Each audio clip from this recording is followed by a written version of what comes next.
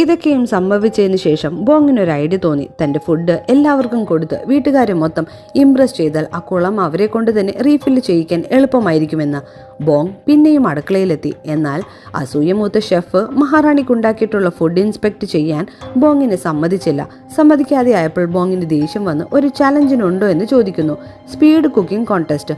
ആദ്യം ഷെഫ് ഇല്ലെന്ന് പറഞ്ഞു. പക്ഷെ ബോങ് അയാളെ കളിയാക്കാൻ തുടങ്ങിയപ്പോൾ അയാൾ സമ്മതിച്ചു. അങ്ങനെ ചലഞ്ച് സ്റ്റാർട്ട് ചെയ്തു. മെയിൻ ഷെഫിനേക്കാൾ വേഗത്തിൽ ബോങ് എല്ലാം കട്ട് ചെയ്യാൻ തുടങ്ങി. കുറച്ച് സമയത്തിനുള്ളിൽ തന്നെ ബോങ്ങിന്റെ ഡിഷ് റെഡിയായി. അങ്ങനെ ബോങ് ഫസ്റ്റായി. ഇത് കണ്ട് ദേഷ്യം പിടിച്ച ഷെഫ് പറഞ്ഞു, സ്പീഡിൽ ഒരു കാര്യമില്ല, ടേസ്റ്റാണ് നോക്കേണ്ടത്. ഇതിനോട് ബോങ് സമ്മതിച്ച് റോയൽ ക്യൂസീൻ ഇൻസ്പെക്ടറോട് ഫുഡ് ടേസ്റ്റ് ചെയ്യാനായി പറയുന്നു.